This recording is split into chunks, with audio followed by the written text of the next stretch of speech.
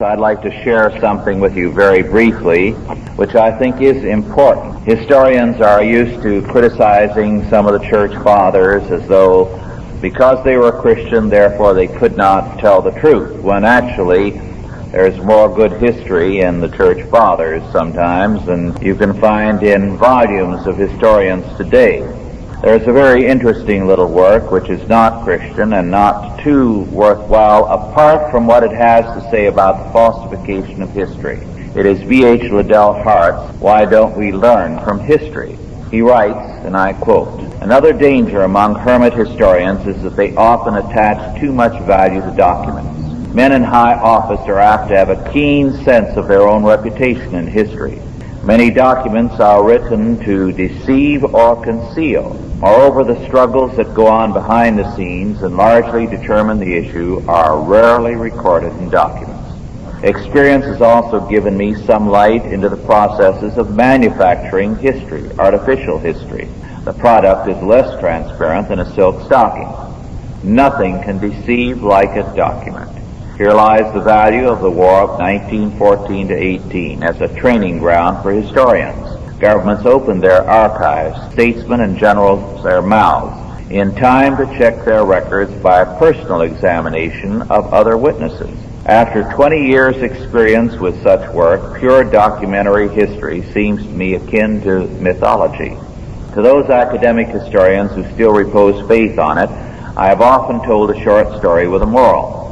When the British front was broken in March 1918 and French reinforcements came to help in filling the gap, an eminent French general arrived at a certain Army Corps headquarters and there majestically dictated orders, giving the line on which the troops would stand that night and start their counterattack in the morning.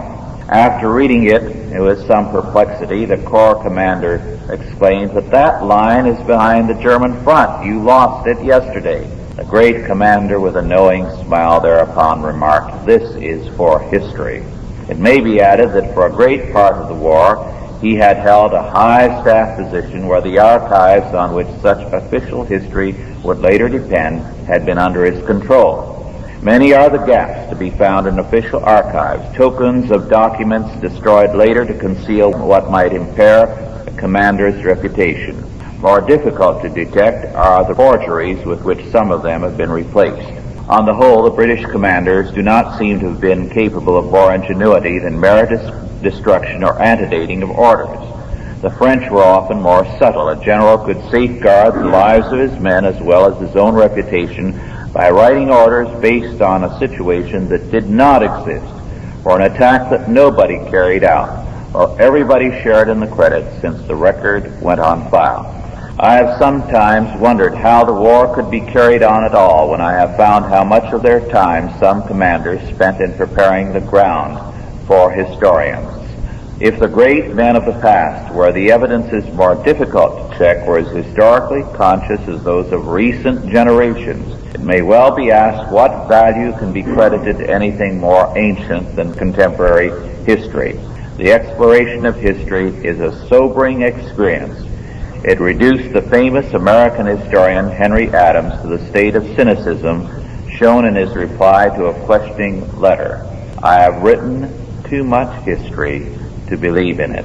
So if anyone wants to differ from me, I am prepared to agree with him."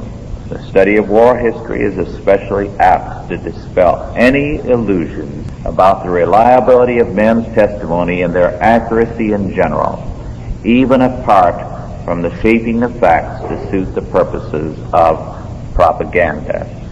Then he goes on to say, "No man is condemned save out of his own mouth." So he said, what the great figures of this century have done is to open their mouths to write their own history and to destroy everything that would stand in the way of their interpretation. Now, Hart is a humanist. What he fails to see is that what has created this modern attitude is humanism. Facts have no meaning. And so, as he writes, he describes how there has been wholesale rewriting of history. That one of the things he learned in World War I as an officer was that the officers above him, the top men, spent so much time rewriting history that some of them acquired great reputations when they should have been, as one of his superior officers said, hung for murder. In one case, a statement was made at the beginning of World War II of two of the top generals on the British side by one under-officer that it would help the British cause more if they executed the two British generals and let go all the German espionage agents. This is the extent to which history is commonly rewritten. After all, a humanist has no standard but himself, and the result is showing up in modern historiography. This is why, in the book Hunt for the Tsar, Guy Richards is so concerned with demonstrating how thoroughly falsified modern history has become, how the suppression of facts has become so total that a case like this, where it no longer makes much difference whether the truth is told or not, they will not tell the truth.